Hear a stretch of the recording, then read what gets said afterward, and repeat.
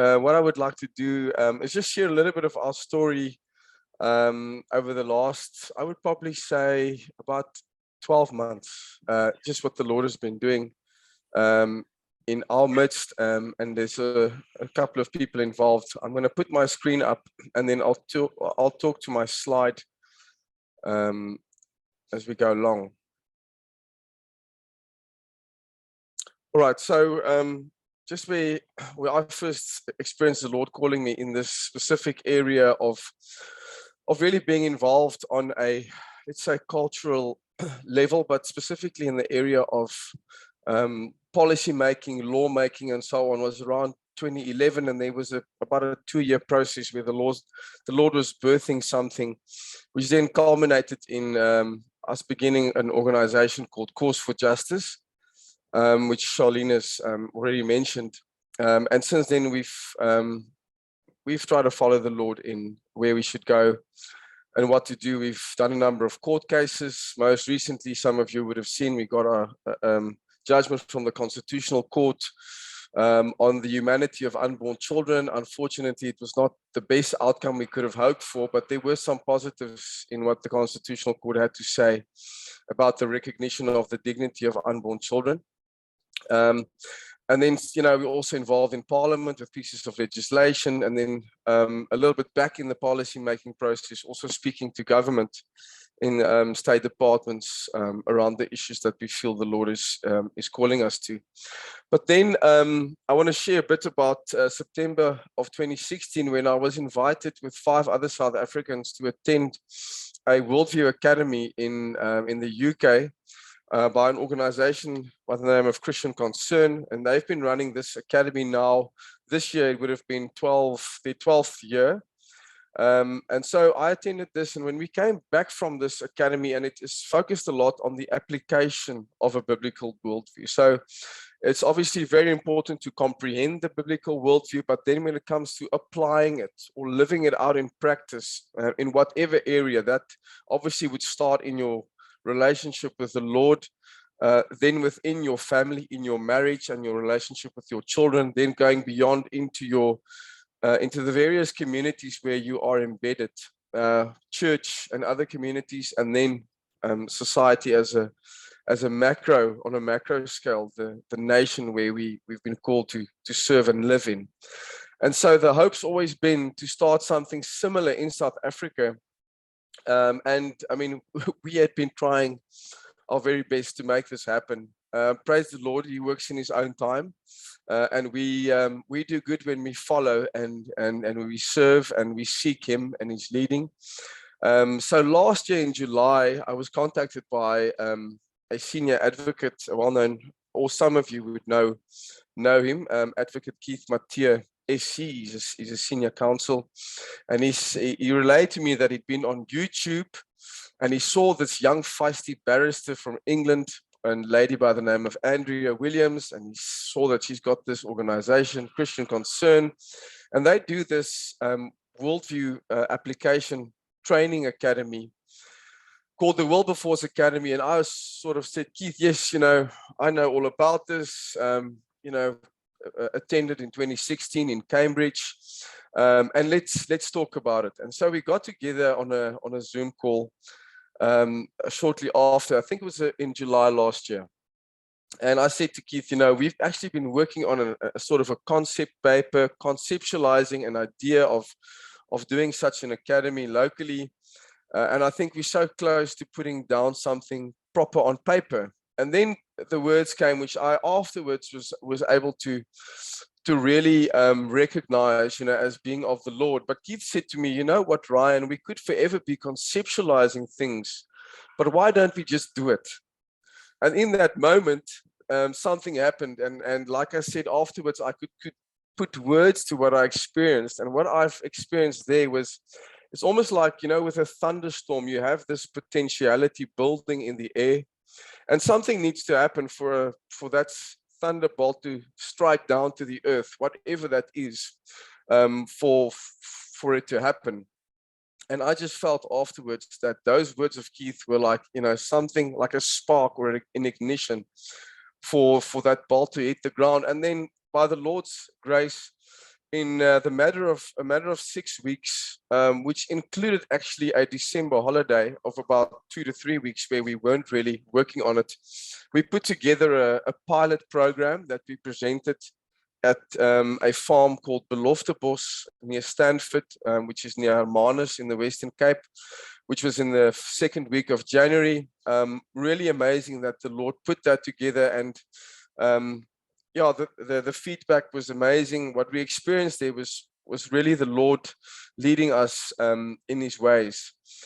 So that happened, and then since then, I've been trying to keep some of you and some others that we are in a relationship with updated on what had happened.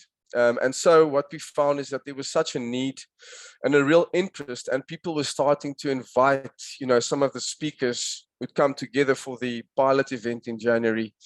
And these individuals, including myself, have been in a way touring the country to different kind of ministries and conferences, churches, on speaking engagements and so on, for which we're really thankful, but also we recognize that there is a real need within the church. And so I would have shared with some of you, and I think Charlene also shared a bit on the Worldview, Christian Worldview Symposium we did with African Enterprise at the end of July. Some of you were also there. Some were actually speakers. I think of Africa, for example.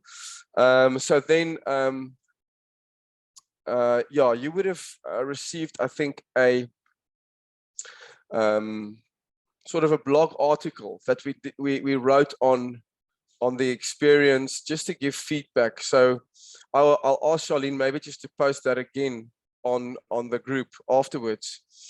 The last two things I want to refer to is that the Lord has forged a relationship for us with the organization in the UK called Christian Concern, and one of their directors, a gentleman by the name of Andrew Marsh, has become a very close friend of mine. He's been faithfully sowing into relationships in South Africa since they invited us to the UK in 2016.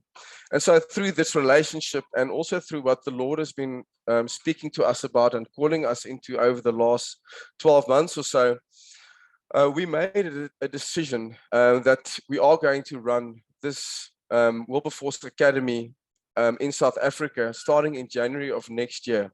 So that's something we are very enthusiastic about. We are trusting the Lord to bring everything together that we need to actually make this happen. It's something that starts off with a very intensive 5-day program, a residential program, where we talk about the issues, about worldview, about the application of it, but also we try to focus on inspiring stories, so testimonies of how God has worked in our lives, because that's something I believe that we desperately need. We need the stories that remind us of God's goodness, of His omniscience, of His the fact that He's all powerful, and who our God is, and how that relates to the world that we live in, that we exercise our faith in every day. So with that in mind, myself and my one colleague, a lady by the name of Stefani,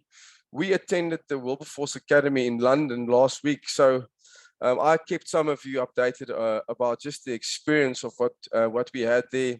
And it was really good to be there. So many things that made it a significant experience. I mean, something that's maybe not as directly spiritual in a sense, but we were there in a week where the British government changed hands to a new prime minister, and the crown in England went from Queen Elizabeth II to her son Charles III. So it was very significant on many levels for some of the British and UK people there, and we were there to sort of be there in that moment as well. I think what struck me most about the event itself was just the hearts of the people of the organization who presented it, because they model Christ really beautifully, and you could really experience the Lord in our midst, which is really sort of a very key indicator that we are on the right path in a certain sense. So that is a little bit about our story. I think I've got some images. Let me see if I can get this going. I just want to share as a very last thing some photos with you. I'm hoping it'll update. So there's the program. Just a little bit of what we were speaking about, challenging conversations. Some of it is cast in the Christian heritage of the UK, which is obviously, there's overlaps with South Africa, but not so much since 1910, I think. South Africa started walking much more its own way. But some of the things that would be, good, I think the whole question about legislating morality, the relevance of biblical law in our day. These questions which we have to think through, cultural apologetics, a Christian perspective on various parts of life. I just included some photos there. That was with the Christian Concern Director, Andrew Marsh. And then some of you would know a well-known Christian lawyer in South Africa, Teresa Conradi, which is a dear friend to some of you. She was also in attendance. There I just show on the left-hand side the daily packs we receive with all the presentations of the day. And then we had a session where some people came back from previous years when they were in attendance and came and shared some of the things that had come out of their work. This lady, she is a videographer. She produces video content. And there was another lady who shared a book that she'd written. So really thinking about putting faith into practice and the biblical worldview into practice.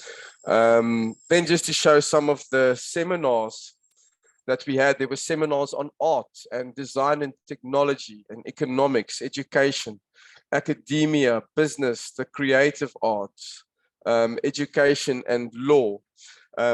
Thinking through how a biblical worldview would change those spaces for the kingdom of God. And then I think this is probably going to be a final slide, just with some of the speakers. And on the right-hand side, Michael, you would see John Scriven again. The other two gents there is Joe Boot of the Ezra Institute and Dan Strange. So yeah, that was basically what I wanted to share, Charlene, just about, what we experienced the Lord calling us into, and we're really excited to draw as many people into this as we go forward.